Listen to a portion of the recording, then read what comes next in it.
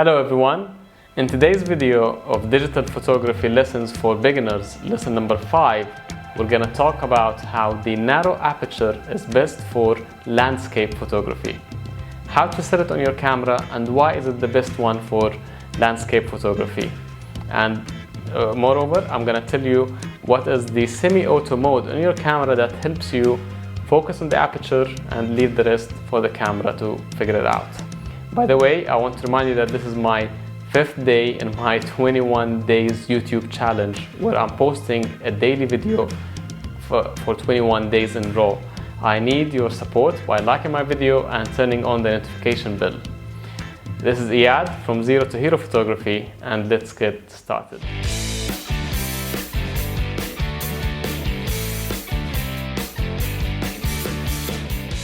We talked in my previous video, I'm gonna put the link above, how the wide aperture is good for portrait photo shooting because we want to separate the background.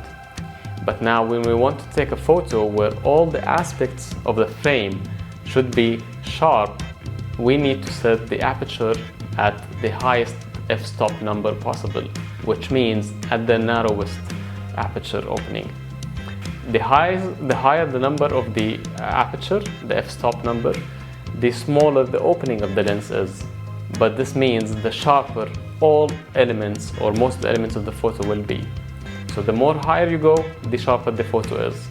If you're taking a photo of, for example, a wide field with some houses or a nice view, you want to set the aperture at high number to capture every little details in sharp view.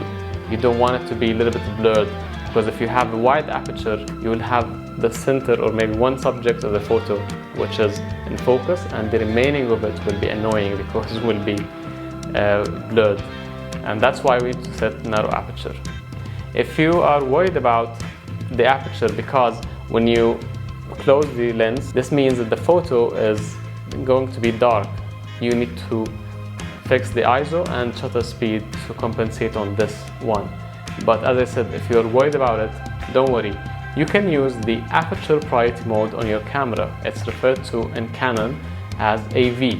In this one, the camera allows you to change the aperture the way you want, and it will take care of the shutter speed. Sorry, the ISO is set by you.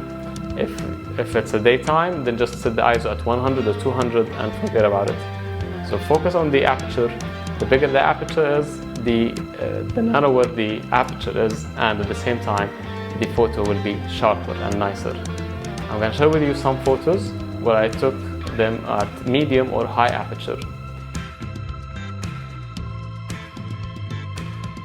Sometimes medium aperture could be enough for the photo. If you have a small frame or small area you want to capture, a medium aperture like 7.1 or even 9 can be enough.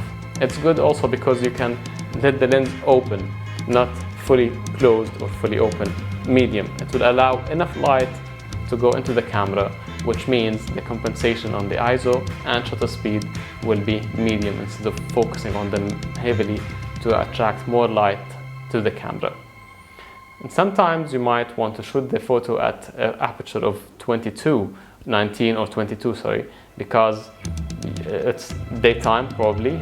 It's going to be dark, so daytime is good for it because the sunlight will help it, and at the same time it can be a huge scene that you want to take and you want the most or the sharpest image possible for that view. I hope that you like my tips for the day. Try and take some shots with a narrow aperture and see how sharp the photo is. I'm going to remind you that this is my 5th day on my YouTube 21 days challenge where I'm posting in every day, and I need your support by liking my video and maybe commenting below on what topics you want me to cover during this challenge. Thank you and see you tomorrow. Bye bye.